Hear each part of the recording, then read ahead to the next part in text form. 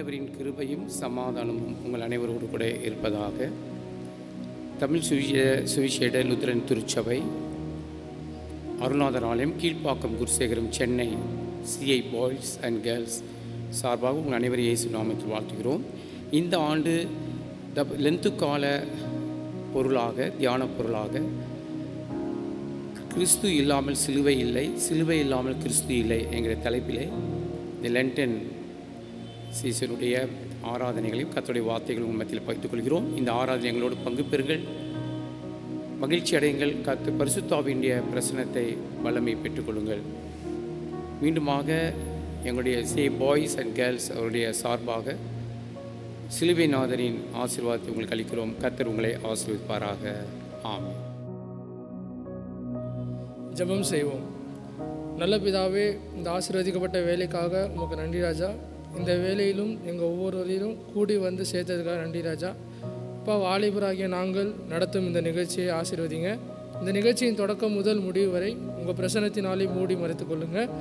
இந்த நிகழ்ச்சியின் மூலம் உங்கள் சுவிசேஷம் பலரிடத்திலும் போய் சேரவும், பலரும் அதனால் ரட்சிக்கப்படவும் நீங்களே துணையாருங்க.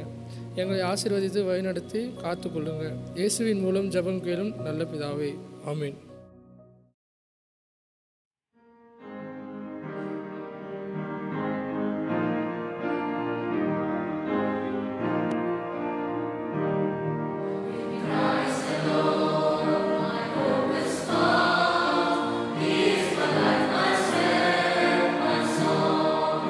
Strong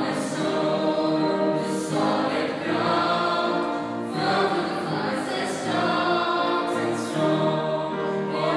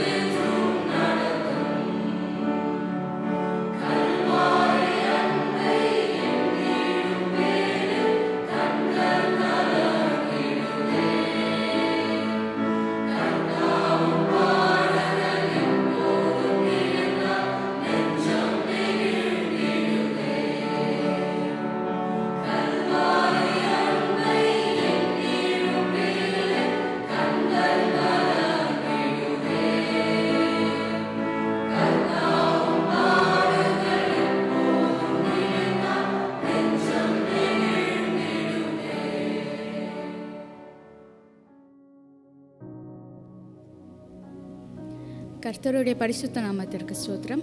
இன்றைய நாளைக்கென்று கொடுக்கப்பட்ட வேத பகுதி அது அப்போஸ்தலனாகிய பவுல் கொரிந்தியருக்கு எழுதின 1 நிருபம் 1 அதிகாரம் வசனங்கள் 18 மற்றும் 22-23.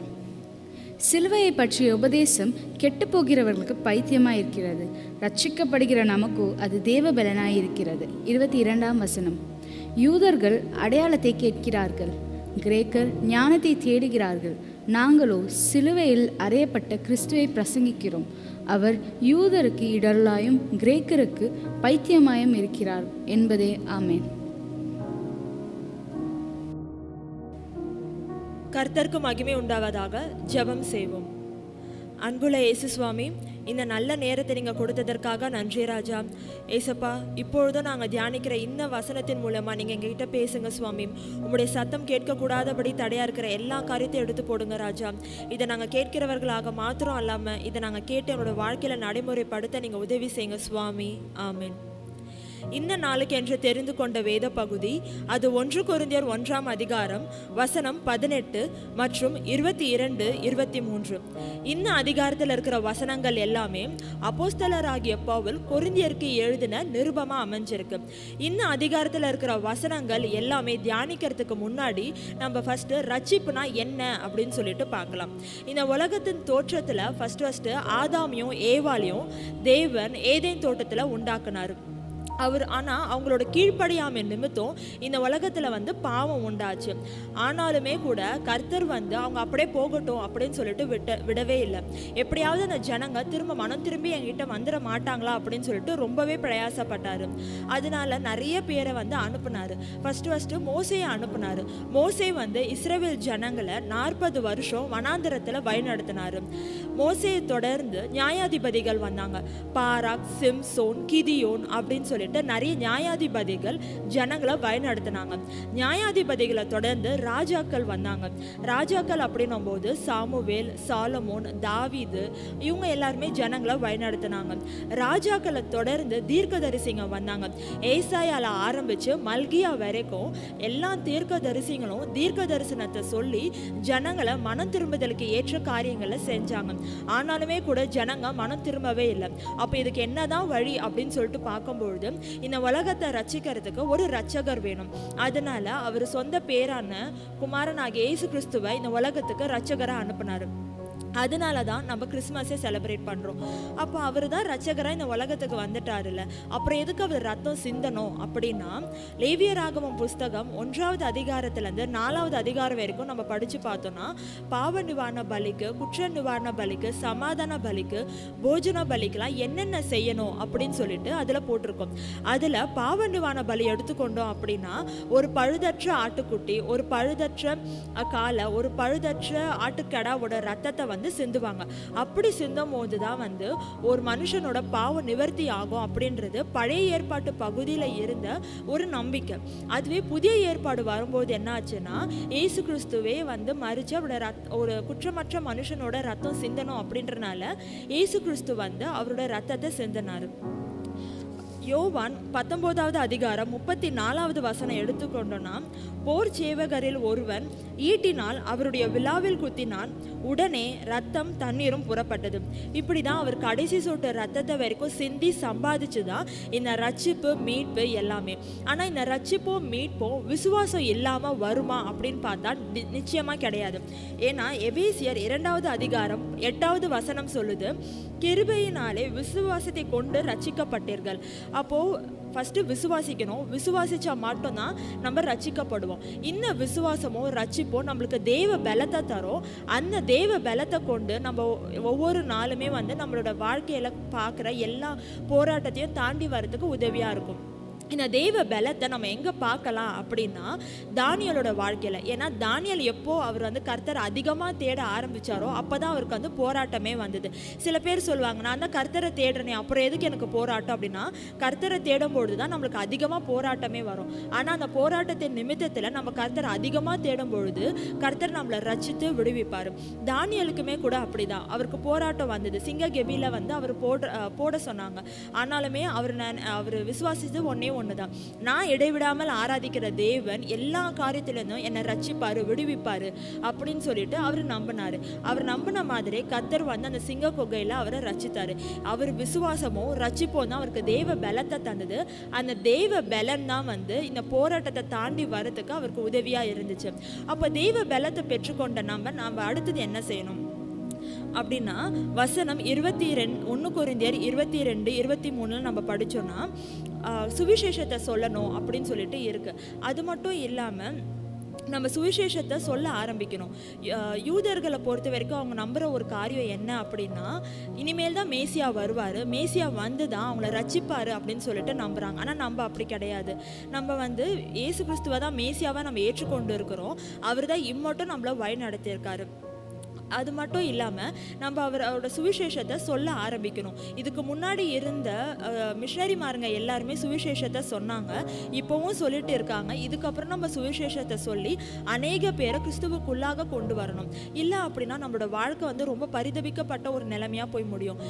இதுக்கு எடுத்துக்காட்டு நம்ம பார்த்தோன்னா யூதாஸ் காரியோத்து.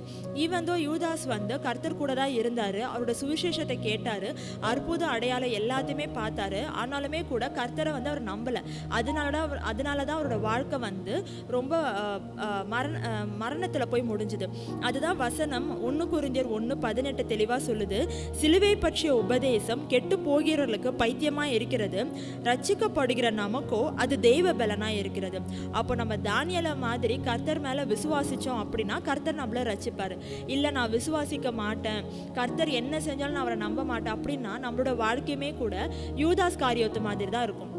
அப்போது நம்ம தானியேல் மாதிரி கர்த்தரை விசுவாசித்து தெய்வ பலத்தை பெற்றுக்கொண்டு நம்ம சுவிசேஷத்தை அனுதினமும் நம்ம சொல்ல ஆரம்பிக்கணும். சொல்ல ஆரம்பித்து அநேக பேரை கிறிஸ்துவுக்குள்ளாக கொண்டு வந்து நம்மளோட வாழ்க்கையின் மரண பரியந்தம் ஒரு நல்ல கிறிஸ்துவ வாழ்க்கையை வாழ்ந்து கர்த்தருக்கு சாட்சியாக இருப்போமாக. ஆமீன்.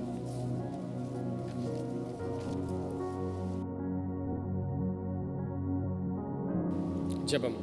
எல்லாமுள்ள தேவனே, இன்று உம்மை ஆராதிக்க ஒருமைப்பட்டு எங்களை ஆசீர்வதிப்பதற்காக நன்றி.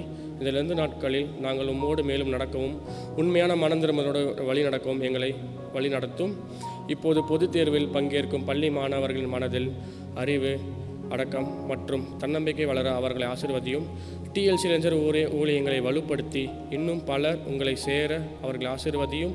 மேலும் இளைஞர்கள் உலக காரியங்கள் அல்லாமல் உண்மையான வழி நடத்துதலோடு கிறிஸ்துவை சேர அவர்களை ஆசீர்வதியும். எங்கள் வாழ்க்கை நல்ல சாட்சியாக அமைய வேண்டும். இயேசுவின் நாமத்தில் ஜெபிக்கிறோம். ஆமீன்.